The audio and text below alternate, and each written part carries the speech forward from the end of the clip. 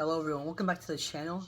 And today I would like to discuss the new Spurs news that came out yesterday regarding DeMar Derozan and how the Spurs are considering offering the max contract extension this season this offseason before the actual season begins. So basically the report that came out, which came from Mike Finger, that is the source who announced this. He says that the Spurs value DeMar Derozan, they value his presence and would like to keep him as of right now. They haven't yet offered him the contract extension, but they still haven't ruled out the possibility of offering it to him, as I said before the season starts. So in this video, I would like to discuss the argument for why they should extend him, why they shouldn't extend him, my final thoughts, and just overall DeMar DeRozan with the Spurs, and yeah, that's about it. Let's get into it. So DeMar DeRozan, first season with the Spurs, he averaged 21 points per game and 6 assists per game. He's a decent defender, but can still be a liability, though I believe they will be able to hide him a little better with the return of DeJounte and the emergence of Derek White. He can't shoot the three yet, but he has shown the willingness to shoot it and to get better at shooting. He's been practicing in the offseason. And for me, he clearly has shown that for how good he can be, how good he is as an all-star, he can't be the number one option on a championship team. I can see him as a number 2, maybe even a number 3 option. But number 1, he's consistently shown me that championship with him as a first option is not a possibility. Right now he's 30 years old, and if this extension is offered and if he does accept, I'll keep him here for 4 extra years, so the contract will run through his age 30 to age 34. And now this is a discussion for why they should keep DeMar DeRozan. So, in the short term, they can still win and still compete for the playoffs. A lot of people have speculated that the Spurs kind of believe they deserve to give Greg Popovich the chance in his later years as a Spurs coach, the ability to still compete. Right now, what they've been trying to do is kind of still compete for the playoffs, still win 45 to 50 games, make the playoffs, but still the ability to not go into a full-scale rebuild where they're not just terrible. So kind of competing while kind of retooling on the fly, picking up Murray, White, Walker, Pirtle, Brent Forbes. So kind of building up that young core, but still remaining competitive in the Western Conference. So DeMar DeRozan, he's also likely to improve in his second year with the Spurs, as he's still basically in the middle of his prime. And generally, it takes about a year for a new player on the Spurs to really to be fully integrated into the system and fully kind of take over. Well, not take over, but just be fully integrated into the system. And generally, players play better the second year in San Antonio. And again, experience for the youth, still being competitive, giving Derek White, for example, the ability to go to the playoffs, see what he can do in the biggest, brightest lights. For example, what he did in Game 3 against the Nuggets, 36 points, we all know how that went.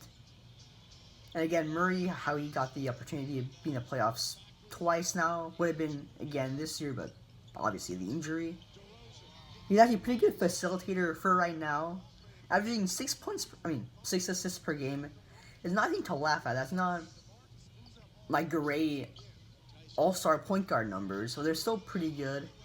And for a little context, DeJounte Murray, when he was a starter with the Spurs, he actually averaged 4 assists per game. So DeRozan, being kind of de facto point guard, averaged more assists and more points.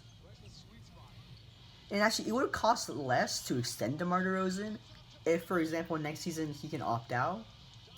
And if he does, he's most likely looking for a bigger contract than the max extension would give him as of right now. And however, I don't think this would seriously hinder the Spurs' free agency ability to go after free agents to keep our own young budding stars. And one way they can actually still go after guys, still give Murray, Pirtle, who are upcoming free agents, money, is they can waive LaMarcus Aldridge and save $17 million. Though they would, I guess, lose $7 million because that he has 7 million guaranteed in his contract already. So as one way they can extend DeMar DeRozan and keep him, but still not totally hinder their free agency hopes. So now the argument to not extending DeMar DeRozan would be to let the season play out and see what you have, especially in DeRozan's second year as a Spur, and in the young core, see what Murray can do in his back-to-back years, see what White can do. Now being established as a young budding star, see what Walker can do in his second year in the league, actually getting minutes, and kind of see, and specifically see if DeRozan improves his three-point shot. And the Spurs supposed to be paying him star money at age 34, which is clearly not ideal, but I don't think that'd be terrible. And again, the fit with the youth. So considering the all our best up-and-coming players and up-and-coming young players are in the backcourt, which includes Derek White, DeJounte Murray, Lonnie Walker IV, Bryn Forbes. And with DeRozan being traditionally a shooting guard, they're having some question marks about how it's fit with that young core, especially if you extend it for 4 more years, which is it's a long time. It's a long time, especially for a young core. And yeah, he'd be taking away minutes from them. He'd be taking the ball away from their hand. He'd be taking the ball off his hands because he's better on ball. And so his fit with the young core is questionable, to say the least. And he's not a great 3-point shooter, which I feel like it's one of the biggest reasons that he's not a number 1 option. If he had the 3-point shot in his arsenal, he'd be pretty close to unstoppable on the offensive end. If he basically could shoot it from anywhere, drives to the rim efficiently, and again, 6 points, 6 assists per game. I said that twice now, but 6 assists per game is nothing to laugh at. But is not having a 3-point shot seriously caps his potential, especially not being a 30-year-old. And as I mentioned again, he isn't a number 1 option on the team, and they would probably pay him around what a number 1 option would probably get. And then again, I already mentioned how that could potentially hinder the free agency in the future, but I don't think it will hinder it too much, especially if they waive a LaMarcus Aldridge. So now that is the argument why not to extend him, and here is my final thoughts on the matter, my personal thoughts. I personally would not extend him. The biggest reason why would be, as I said, can't be the number 1 option on a championship team. His fit with the young core, and potentially hindering free agency, hindering our ability to go after maybe a young budding star in a Brandon Ingram, Karis LeVert, Pascal Siakam, Jaylen Brown. Those kind of guys, it'll be a lot tougher to go after those guys and keep our own free agents if we extend a DeMar DeRozan. However, extending him, if the Spurs do decide to offer him the extension, and if he does accept, it would not be the worst thing in the world.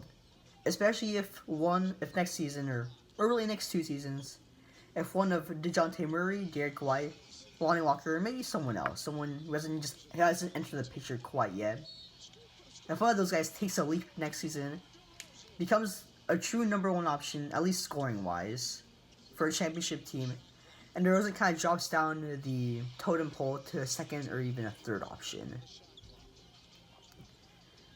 So in the end, yes, I'd like to wait out this season, see if he gets better, see how his fit with Murray and White and Walker would be. And do not rule out the option of him not being extended, but then not opting out, but opting into his contract for 2 more seasons. I could see that as a possibility as well. And one last thing I'd like to mention, if they do extend him, considering how the negotiations for that would go, DeMar DeRozan is incredibly loyal. He's mentioned a bunch of times. He loves San Antonio. Obviously, he has one of the greatest coaches ever at his disposal, Greg Popovich. Great front office, great culture, all of that. He was very loyal with the Raptors, who are, in my opinion, a worse organization overall. And what he did a couple years back, he actually took less money to let the Raptors, to let them kind of go after free agents, kind of keep their young budding stars in OG Anunoby, Pascal Siakam, those guys. So I would not be shocked if DeRozan does get extended, but not for the max contract extension. But in the end, thank you for watching. Those are my thoughts. And we'll see what happens. And I think that's about it for today. I would not extend him again. I'd like to reiterate that. Though I do really like him. But in the end, thank you for watching. Like, share, subscribe as I mentioned before. I'm loving the support recently, and peace out.